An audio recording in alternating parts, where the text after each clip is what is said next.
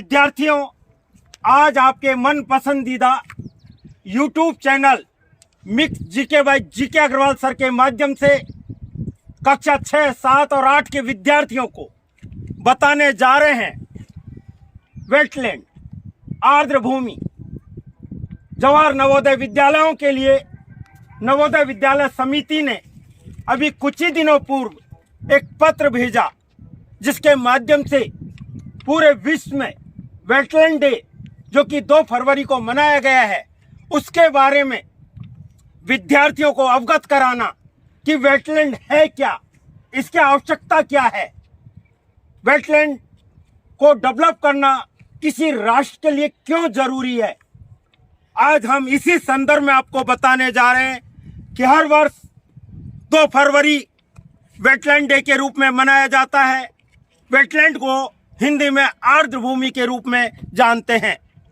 Wetland जमीन का वह हिस्सा होता है जो आप देख रहे हैं कि जमीन है और जमीन के साथ साथ जल जुड़ा हुआ है, और जब भूमि और जल आपस में मिलते हैं तो इसको हम आर्द्र भूमि या वेटलैंड के नाम से जानते हैं। यह हमारे पारिस्थितिकी तंत्र को मजबूत बनाने में, इकोसिस्टम को मजबूत बनाने में भी बहुत ही आवश्यक, महत्वपूर्ण है। यह दिवस पहली बार 1997 में मनाया गया, और हम आपको ये बताना चाहेंगे कि आर्द्र भूमि पानी के प्रदूषण को मुक्त बनाए रखने में बहुत महत्वपूर्ण भूमिका निभाता है। वेटलैंड जंतु का, जो ये कह सकते हैं कि वह केवल जंतुओं के लिए नहीं बल्कि पौधों के लिए भी एक समृद्ध तंत्र है। विश्व आर्द्र भूमि दिवस 2 फरवरी 2023 को मनाया गया। संरक्षण, महत्व और जैव विविधता की हम बात करें तो संरक्षण में स्वामित्व की भूमिका के बारे में जागरूकता करने के लिए ही यह दिवस मनाया जाता है 2 फरवरी प्रतिवर्ष। 13 मिलियन हेक्टेयर से अधिक क्षेत्रों में 75 रामसर स्थल, यह विद्यार्थियों रामसर स्थल से तात्पर्य है आर्द्र भूमि स्थल जिनका विकास किया जा रहा है, और यह भारत दक्षिणी एशिया में सबसे अधिक प्रसिद्ध देश है जहां पर वेटलैंड, जो आर्द्र भूमि है, उसका डेवलपमेंट किया गया है। वर्ल्ड वेटलैंड डे 2023 की जो थीम है, इट्स टाइम फॉर वेटलैंड बहाली को, या यो कहें कि वर्ल्ड वेटलैंड डे 2023 की जो मेन थीम है वो है it's time for wetlands restoration.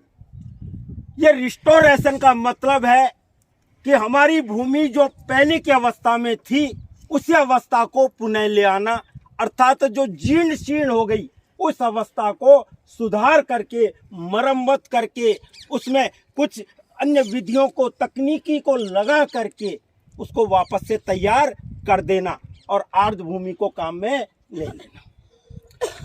साथ में यह नीति भूमि बहाली को प्राथमिकता देने की आवश्यकता पर जोर देता है। यह जानना अति आवश्यक है कि संसद में 2023 और 24 के नज़र में प्रस्तुत में केंद्रीय वित्त मंत्री श्रीमती निर्मला सीतारमण ने शपथ पत्र और मैंग्रोव की रक्षा के लिए, आपको पता होगा मैंग्रोव क्या है। मैंग्रोव जो है वो समुद्री तटों पर, बंगाल की खाड़ी और जो हमारा ये कह सकते हैं अरब सागर का जो क्षेत्र है, उसमें मुख्य रूप से बंगाल की खाड़ी के समुद्री तटीय क्षेत्र में पाए जाने वाला एक वृक्ष सुंदरी, आपने सुना होगा सुंदरी, जिसके नाम पर सुंदरवन डेल्टा रखा, वह निर्मला सीतारमण ने शपथ पत्र और मैंग्रोव की रक्षा के लिए योजना को प्रस्ताव रखा। और यहाँ पर 2 योजनाएं, जिनमें अमृत धरोहर और mangrove initiative for shoreline habitat and tangible look like Mishti के रूप में दिया गया।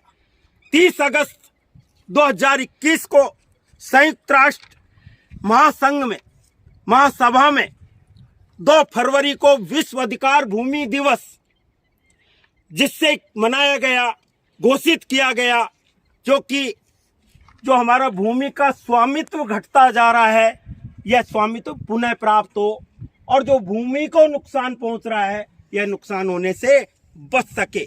अर्थात जो तेजी से हो रहा स्वामित्व का नुकसान है, इसको कम करने अथवा दूर करने के लिए, लोगों में जागरूकता लाने के लिए यह संरक्षण और बहाली को बढ़ावा दिया गया।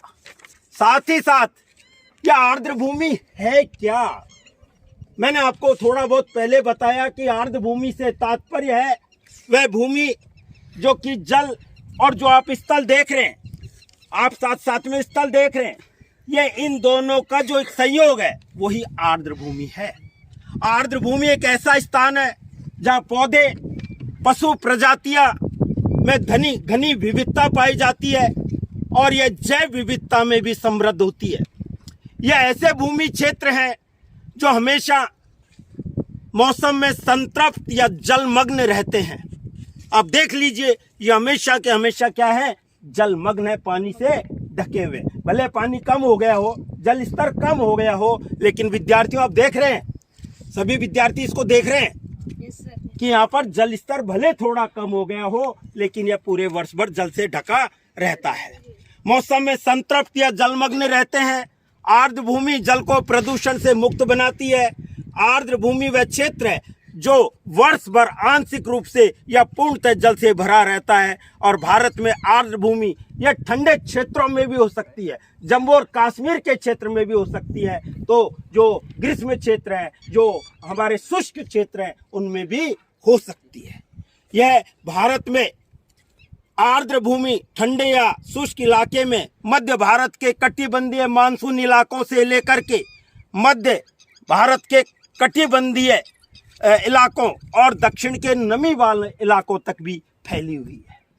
यह आर्द्र भूमि के क्षेत्र को बढ़ाने के लिए इन्हें रामसर स्थल का नाम दिया गया, जो कि अभी पूरे देश में 13,26,677 हेक्टेयर क्षेत्र को भारत में स्वतंत्रता के 75वें वर्ष में देश में 13,26,677 हेक्टेयर क्षेत्र को कवर करते हुए विद्यार्थियों 75 रामसर स्थलों को बनाने के लिए प्रस्ताव जारी हुआ, जिनमें अभी 11 और आर्द्र भूमियों को शामिल किया गया, 11 वेटलैंड क्षेत्रों को शामिल किया गया और उनको जोड़ने के बाद भारत में कुल 75 ऐसे क्षेत्र डेवलप कर दिए गए जो आर्द्र क्षेत्र के नाम से जाने गए, प्रसिद्ध हुए।